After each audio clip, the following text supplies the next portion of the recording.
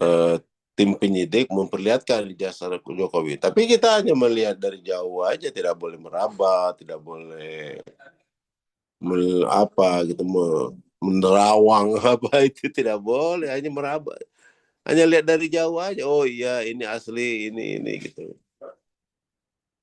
Nah dari situ mulai tuh keluar dari itu Elidanetik dengan press conference menyatakan ijazah Jokowi asli dan ini oh, identik segala macam. Ah.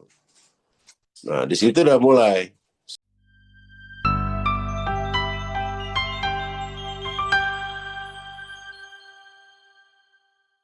Bismillahirrahmanirrahim. Assalamualaikum warahmatullahi wabarakatuh.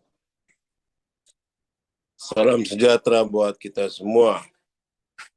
Pemirsa, pemirsa Herman Kadir Channel yang berbahagia.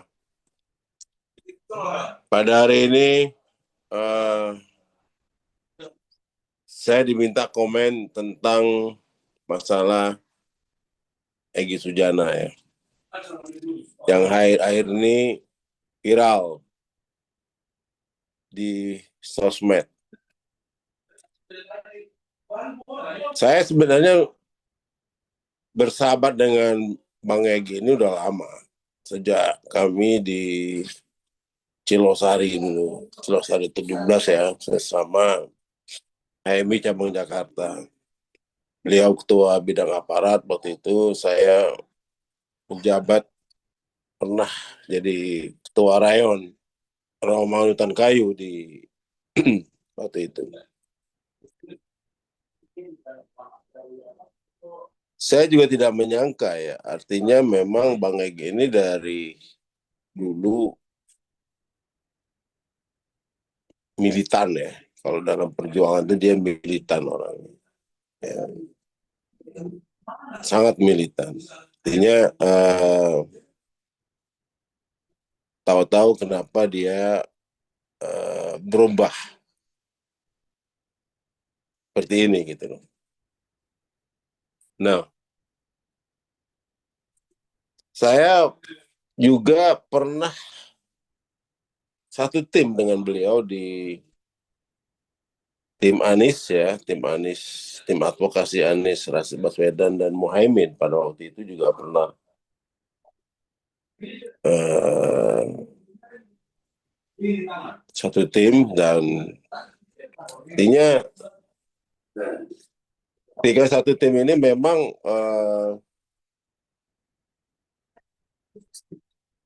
kita waktu itu pernah mengadakan diskusi ya, diskusi panel ya. Terus pembicaranya saya sendiri dan ada Egy Sujana juga. Nah, dalam pembicaraan itu saya juga tidak menyangka. Saya kan mati-matian belain Anies Rashid Baswedan dan Muhaimin ya. Tapi kok tiba-tiba Egy Sujana berbeda gitu loh. Padahal kan kita kan satu tim ya, artinya tim hukum, tim advokasi Anies Muhaimin pada waktu itu. Jadi dia eh, juga anggota tim. Nah, tapi kok dalam pembicaraannya itu aneh gitu loh. Bertolak belakang dengan apa yang eh, tim advokasi perjuangkan gitu loh. Dia beda sendiri. Bahkan dalam pembicaraan itu dia lebih cenderung tidak pro ke Anies gitu loh. Itulah Egy Sujana. Aneh, kalau kadang-kadang aneh gitu loh. Terus saya juga dapat cerita ya dari teman-teman tim TPUA. Ketika berangkat ke Solo itu, ya, ketika berangkat ke Solo itu, yang mengagendakan, yang merencana, yang mendesain kan Egy Sujana, ketua tim TPUA-nya. Dia yang selalu. Nah tiba-tiba pas di hari H-nya itu Egy sebenarnya nggak muncul, gitu loh. Nggak muncul dia tidak ikut ke UGM dan ke Solo ke rumah Jokowi. Dia di Jakarta. Nah, teman-teman tim TPO itu bertanya-tanya, ada apa Bang Egy ini? Kok tidak ada gitu? Padahal yang main grand design keberangkatan beliau. Ini yang jadi sudah rada-rada tanda tanya ini sudah mulai dari keberangkatan Solo itu infonya. Nah terus eh, mulailah ketika pertemuan lagi nih gelar perkara di Mabes Polri. Nah gelar perkara Mabes Polri, tim TPUA yang dikoordinasi oleh Kozinudin dan siapa uh, ya itu datang ke Mabes Polri. Ini teman-teman tim TPO yang dari tim Kozinudin ini yang dikomandai oleh Abraham Samad, Celestinus ya, Kozinudin Celestinus ini tidak boleh masuk di dalam gelar perkara itu. Nah, yang menghalangnya itu ya salah satu otaknya Elida Neti itu. Kita dilarang masuk. Ini acara TPUA dia bilang. Ini tidak boleh masuk. Yang tidak ada kaitannya dengan yang TPO tidak boleh masuk. Lah si Rizal Fadila kan tim TPUA. Tidak masuk juga waktu itu. Ya kan? Kalau kita kan kuasa hukum dari Roy Suryo pada waktu itu dan Desmond. Artinya apa? Memang pada waktu itu kita memang diminta untuk hadir. Tapi ketika sampai di Mabes Polri kita dihalang-halangi sama Edi Daneti itu. Ini ada apa ini? Ada apa gitu loh? Kok padahal kita kan semuanya adalah tim hukum. Seharusnya kan kompak. Bergabungnya kan waktu itu kan bergabung. Tim TPOA bergabung dengan tim advokasi anti kriminalisasi akademisi dan aktivis. Artinya bergabung gitu loh. Nah kok tiba-tiba, nah inilah, disinilah kita sudah mulai ada kecurigaan ya. Artinya memang ada tanda-tanda bahwa akan berbeloknya Egy Sujana ini. Nah tidak lama kemudian, karena sudah tidak sejalan lagi dengan kita pada waktu itu, Kozinudin, akhirnya kita mencabut kuasa hukum, mencabut selaku kuasa hukum Egy Sujana. Karena memang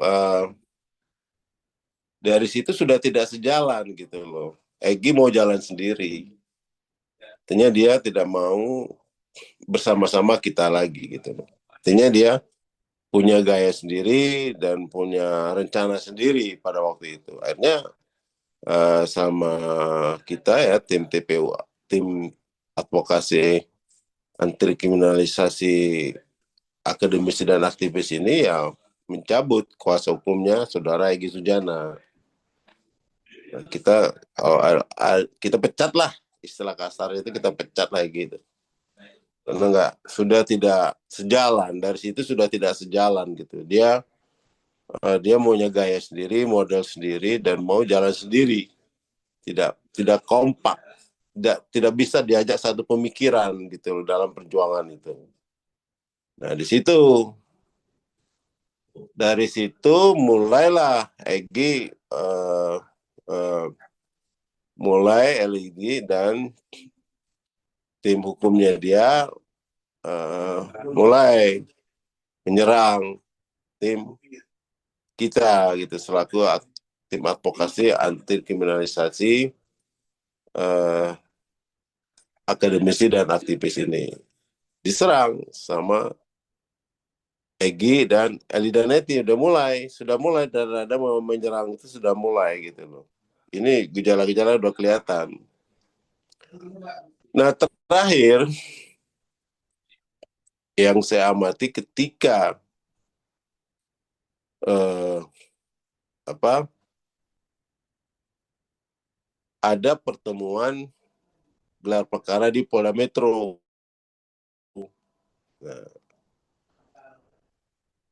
Nah, di sini di dalam pertemuan ini memang ada memperlihatkan ijazah Jokowi. Artinya memang pada waktu itu tim penyidik memperlihatkan ijazah Jokowi. Tapi kita hanya melihat dari jauh aja, tidak boleh meraba, tidak boleh apa gitu menerawang apa itu tidak boleh, hanya meraba. Hanya lihat dari jauh aja, oh iya ini asli, ini gitu. Nah dari situ mulai tuh keluar dari itu Elida Netik dengan press conference menyatakan ijazah Jokowi asli dan ini identik segala macam. Nah di situ sudah mulai kelihatan bahwa ini Egy Sujana dan kawan-kawan ini udah mulai menyimpang gitu loh. Dari statement Elida Netik itu udah kelihatan bahwa tanda-tanda akan keluar dari perjuangan itu sudah kelihatan. Nah benar, tidak lama kemudian ternyata ada pertemuan Damai Hari Lubis ikut juga diajak sama Egy Sujana ke rumah Jokowi di Solo. Nah di situ baru padahal tim-tim hukum yang di Solo lagi sedang acara gugat menggugat sidang, tahu Jokowi Egy Sujana datang Solo. Nah info ini dapat Egy minta maaf, Egy menyanjung-nyanjung Pak Jokowi, orang hebat, orang ini ya, orang baik dan jujur, gitu. Dan tegas ya. Itu ada sesuai dengan bukunya Bang Egy itu. Artinya dia sudah berdamai dengan mantan presiden ketujuh itu Pak Joko Widodo. Egy Sujana bersama Damai Harlubis. Kalau Damai Hari Lubis ini apa kata Egy? Dia ikut aja. Orangnya, karena kan stylenya Damai Hari Lubis ini kan ikut gaya-gaya Egy. Pakai kacamata hitam, udah mulai kacamata hitam. Nah itu kan dia apa yang dia omongin lagi dia pasti ikut. Kalau Damai ini orangnya Pak turut sama Egy Sujana, dia akan pasti nurut. Apapun yang dikatakan Egy dia pasti turut. Itulah Damai Hari Lubis. Karena dia memang untuk pergerakan-pergerakan ini dikader betul sama Egy Sujana. Gitu loh. Mulai gaya, style gitu kan kelihatan. Apalagi Damai itu kan teman saya sesama advokat di KAI. Dia nggak pernah tuh pakai kacamata hitam, tapi stylenya sekarang udah pakai kacamata hitam itu. Selalu bergaya dengan kacamata hitam. Nah itulah Egy Sujana udah mengajar dari gaya pun diajari sama Egy Sujana, diikuti sama Damai Hari Lubis. Jadi kalau Damai ini apa kata Egy ya pasti ikut dia. Suruh damai-damai, suruh melawan-melawan, nah itu ikut aja dia. Emang dari dulu udah seperti itu. Mereka ini udah kompak berdua ini. Nah, dengan pertemuan itu akhirnya meledaklah. Dan hampir sampai hari ini saya melihat Bang Egy itu dihujat habis-habisan sama sosmed. dihujat habis-habisan, dibilang pengkhianat, ya. Bahkan ada yang bilang itu bugot, ada yang bilang lagi, waduh, munafikun, ada yang bilang udah terima duit 100 miliar, ada yang bilang macam-macam aja. Udah. Nah, dari situ kalau saya melihat memang saya melihat Egy ini memang secara mentalitas dia tidak siap. Saya terakhir ketemu beliau tuh di Masjid Hidayatullah di Jati Asih. Kami sama-sama diminta sebagai narasumber para YouTuber, ya, untuk bicara masalah tambang. Ya, gitu. Nah, di situ Egy diserang sama jamaah. Sudah tidak komitmen lagi, inilah ini. Oh, dia marah, emosi betul. Marah. Nah, Egy waktu itu aku reda, aku dulu sampai aku bilang, Pak jangan begitu Pak. Saya bilang tolong ini lihat lihat dulu kondisi objektifnya gimana. Jangan Bapak sembarang nyerang gitu. Fakta yang sebenarnya bagaimana. Lihat dulu. Bapak harus punya argumentasi yang kuat. Jangan menyerang-nyerang begitu aja, saya bilang gitu. Kepada jamaah itu. Gitu. Nah, Egy juga dengan keluar ayat-ayatnya itu memberikan ini informasi. Oh ini. Nah, ayatnya itu ada ayat siasah namanya. Saya nggak tahu. Ayat siasah artinya di dalam Islam itu dibolehkan bersiasah gitu loh. Pura-pura kalau kalau menurut pemikiran saya kita berpura-pura minta maaf, dukung apa gitu. Tapi dia dalam artinya tidak gitu loh. Itu siasah kata ayat. Egy mengeluarkan ayat itu ketika kepada jamaah itu yang mempertanyakan komitmen dia itu. Nah, dari situ saya melihat memang Egy ini memang sudah lelah, ya, lelah dia dalam pertarungan politik ini. Bahkan dia ngeluh pada saya, Herman, aku ini habis operasi, ya, aku tuh sakit. Aku tuh sudah tidak kuat kalau masuk kamar 3x1 di Polda itu udah gak kuat lagi aku katanya. Kaget saya, kamu bener bang? Oh, iya man, 3x1 kamar saya man. Berak di situ katanya. Tidur di situ, kencing di situ. Waduh gimana? Saya nggak kuat. Saya ini habis operasi, bisa mati saya katanya kalau saya ditaruh di situ lagi katanya. Itu. Artinya kalau saya melihat memang Bang Egy itu sudah lemah. Artinya dia memang sebagai pejuang udah loyo kata orang itu, sudah tidak kuat. Artinya dia memang secara fisik, secara mental ya dia sudah tidak kuat lagi sebagai pejuang. Ya sebenarnya kalau saya lihat umurnya belum tua-tua banget lah. Artinya gitu beda sama saya paling beda 3 tahun ya. Beda 3 tahun sama saya.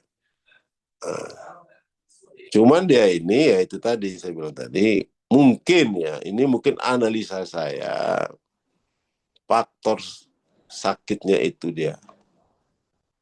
Saya lebih menganalisa gitu karena dia sakit. Dia baru operasi dari kanker ususnya, ya, operasi dari kanker usus, dan dia sakit, lelah, gitu ya. Dia sudah tidak lemah, fisiknya lemah, mentalnya juga sudah lemah. Akhirnya dia, udahlah, dia mau menyelesaikan persoalan dia ini gitu, dengan Jokowi gitu. Itu analisa saya. Artinya kesimpulan saya bahwa Bang Egy sudah lemah dalam perjuangan. Dia tidak kuat lagi secara mental, tidak kuat lagi secara fisik karena dia lagi sakit dan dia tidak kuat menerima siksaan dari aparat, tidak kuat menerima ancaman-ancaman dari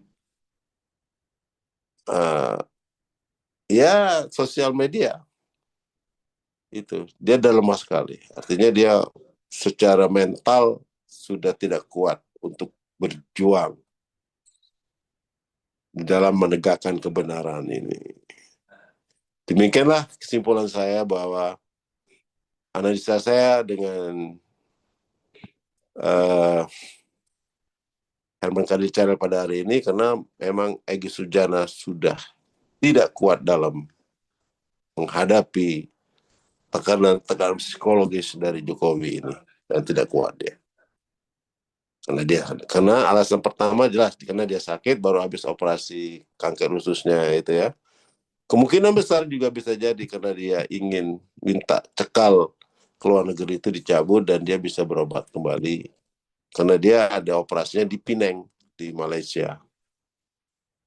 Demikianlah komentar saya terhadap hari ini terhadap tanggapan saya terhadap Egy Sujana yang sudah tidak berkomen lagi dalam perjuangan ini. Terima kasih. Wassalamualaikum warahmatullahi wabarakatuh.